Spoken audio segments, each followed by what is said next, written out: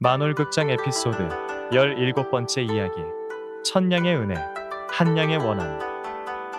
여러분, 만약 누군가에게 999냥을 주었는데 원수가 되고 단 한 냥을 주었는데 평생 은인이 되었다면 믿으시겠습니까? 오늘 제가 들려드릴 이야기는 제가 직접 겪은 일입니다. 10년 전 저는 천냥이라는 거금을 두 사람에게 나눠주었습니다. 한 사람에게는 999냥을, 다른 사람에게는 단 한 냥을 주었죠. 그리고 10년 후 999냥을 받은 사람은 저를 감옥에 가두었고 한 냥을 받은 사람은 제 목숨을 구해주었습니다. 도대체 무슨 일이 있었던 걸까요? 지금부터 그 이야기를 시작하겠습니다. 제 이름은 이한서, 가난한 선비였습니다. 35살이 되도록 과거 시험에 번번이 떨어졌고 3년 전에는 병든 아내마저 약값이 없어 잃었습니다. 그날도 또 과거에 떨어진 날이었습니다. 빈 주머니를 털며 한숨을 쉬는데 장터 구석에서 비단 보따리 하나가 눈에 띄었습니다. 주인이 떨어뜨리고 간 듯했지요. 보따리를 열어본 순간 저는 숨이 멎는 듯 했습니다. 엽전 천냥이 가득 들어 있었으니까요. 천냥이면 평생 굶지 않고 살 수 있는 돈이었습니다. 주인을 찾아야지. 저는 사흘을 그 자리에서 기다렸습니다. 하지만 아무도 나타나지 않았습니다. 그날 밤 돌아가신 아내의 목소리가 들리는 듯 했습니다. 여보, 당신은 늘 옳은 일을 하는 사람이에요. 그래, 이 돈으로 더 어려운 사람들을 도와야겠다. 저는 그렇게 결심했습니다. 한겨울이었습니다. 저는 천냥을 품에 안고 성 밖으로 나갔습니다. 가장 추운 곳, 가장 어려운 이들이 있는 곳으로 말입니다. 성 밖 다리 밑, 그곳에서 저는 한 거지를 발견했습니다. 40대쯤 되어 보이는 사내였는데 얼어 죽기 직전이었습니다. 나리, 제발 살려주십시오. 그 사내가 떨리는 목소리로 말했습니다. 천냥만 있으면 제가 다시 일어설 수 있습니다. 장사를 할 수 있습니다. 저는 그의 간절함에 가슴이 뭉클했습니다. 그렇다면 내가 가진 천냥을 모두 드리겠소. 제 말에 그 사내 김첨지라는 자의 눈이 번쩍 떠졌습니다. 저는 품에서 엽전 보따리를 꺼내 하나하나 세어가며 그의 손에 쥐어주기 시작했습니다. 하나, 둘, 셋, 넷. 김첨지는 받은 엽전을 품에 꼭 안으며 숨소리마저 거칠어졌습니다. 마치 저를 두려워하는 듯, 제가 마음을 바꿀까봐 걱정하는 듯 했습니다.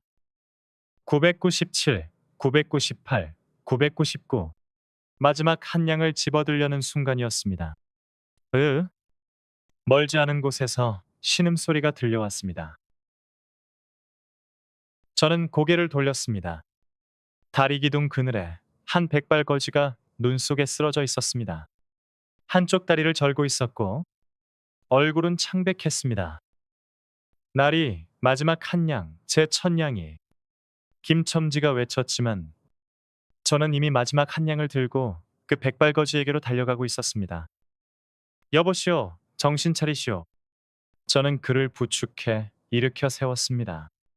그의 이름은 박서방이라 했습니다. 이걸로 약방에 가서 약을 지으시오. 그래야 목숨을 건지실 것이오. 저는 마지막 한 냥을 그의 손에 쥐어주었습니다. 박서방은 떨리는 손으로 그 한 냥을 받더니 눈물을 흘리기 시작했습니다. 나리, 제 목숨을 살려주시다니. 그는 거듭거듭 절을 했습니다. 저는 두 사람 모두에게 인사를 하고 돌아섰습니다. 마음이 따뜻했습니다. 좋은 일을 했다는 뿌듯함이 가슴에 가득했지요. 하지만 저는 그때 몰랐습니다. 뒤에서 김첨지가 저를 바라보는 눈빛을 말입니다. 그의 눈에는 도끼가 서려 있었습니다. 천냥이라고 해놓고 한 냥이 모자라다니. 저 불구자에게 먼저 챙겨주고 나를 무시한 것이구나. 세월은 물처럼 흘러 10년이 지났습니다. 김첨지는 999냥을 미천 삼아 장사를 시작했고 그 장사가 크게 번창했습니다. 이제 그는 마을에서 가장 부유한 사람이 되었습니다. 비단 옷을 입고 큰 기와집에 살았죠. 반면 저는 여전히 가난했습니다. 작은 서당에서 아이들을 가르치며 하루하루를 근근히 살아가고 있었습니다. 어느 가을날이었습니다. 저는 장터에서 책을 팔고 있었는데 누군가 제 앞에 멈춰 섰습니다. 선비님, 오래간만이십니다. 고개를 들어보니 비단 두루마기를 입은 부자 나으리였습니다. 그런데 그 얼굴, 낯이 익었습니다. 혹시 김첨지 어르신이십니까? 그렇습니다. 10년 전 선비님께서 주신 은혜를 잊지 않았습니다. 그의 말에 저는 반가운 마음에 웃으며 말했습니다. 어르신이 잘 되셨다니 제가 다 기쁩니다. 하지만 김첨지의 눈빛은 차갑기만 했습니다. 특히 그 마지막 한 양 잊지 않았습니다. 무슨 뜻일까요? 저는 의아했지만 그는 이미 돌아서서 가고 있었습니다.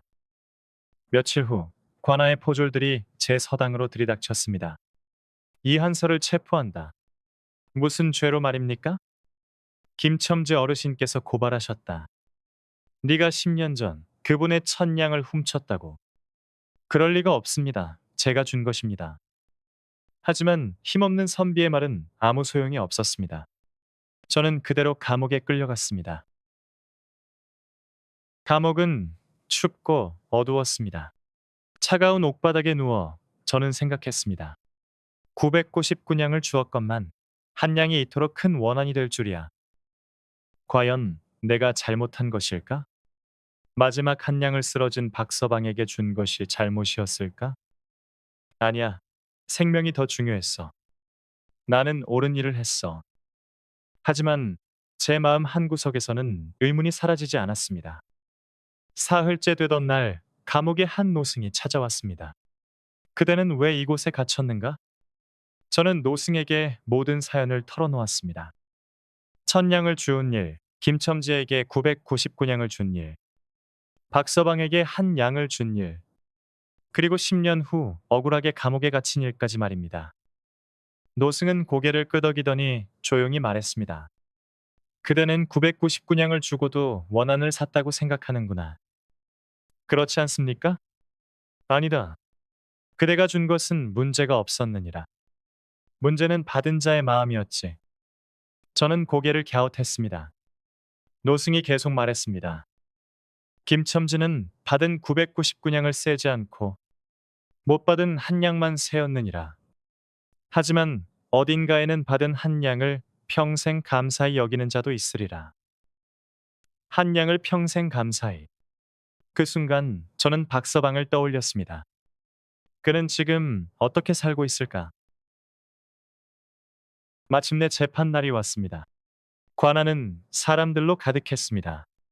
부자가 된 김첨지가 가난한 선비를 고발한 사건이라 구경꾼들이 몰려든 것이었습니다. 피고 이한서는 10년 전 고발인 김첨지의 천냥을 훔쳤다. 이를 인정하는가? 아닙니다. 제가 준 것입니다. 증거가 있는가? 증거는 없지만 김첨지가 냉소를 지었습니다. 날이 저 선비는 가난하여 눈이 먼 자입니다. 제 돈을 훔쳐놓고 준 것이라 우기고 있습니다. 피고 이한서, 내게 사형을 선고한다. 사형이라니. 저는 눈앞이 캄캄해졌습니다. 바로 그때였습니다. 잠깐, 관아의 문이 벌컥 열리며 지팡이를 짚은 백발의 거지가 들어왔습니다. 사람들이 웅성거렸습니다. 재판정의 거지가 웬 말입니까? 하지만 저는 그를 알아봤습니다. 박서방. 박서방은 절뚝거리며 관아 한가운데로 걸어 나왔습니다. 제가 증인입니다. 네가 무엇을 안다고 증인이라 하는가? 박서방은 목에 걸고 있던 헝겊 주머니를 풀었습니다. 그리고 그 안에서 무언가를 꺼냈습니다. 엽전 한 양이었습니다. 10년 전 이 어른께서 김첨지에게 999냥을 세워주시는 것을 제가 모두 보았습니다. 하나, 둘, 셋, 999까지 세는 것을 말입니다. 거짓말이요. 김첨지가 소리쳤습니다. 1000냥을 주기로 하고선 마지막 한 냥을 저 불구자한테 준 것이요. 이것은 배신이요. 박서방이 조용히 말했습니다. 나리께서는 배신하신 것이 아닙니다. 나리께서는 999냥과 제 목숨 중에서 제 목숨을 택해 주셨을 뿐입니다. 관아가 조용해졌습니다. 박서방이 계속 말했습니다. 저는 그날 죽어가고 있었습니다. 이 한 냥으로 약을 사 먹고 목숨을 건졌습니다. 김첨지 어르신은 999냥을 받았지만 저는 목숨을 받았습니다.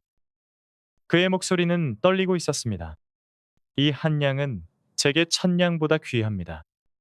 이것은 돈이 아니라 제 목숨이니까요. 사또가 김첨지를 노려봤습니다. 네가 999냥을 받은 것이 사실이냐?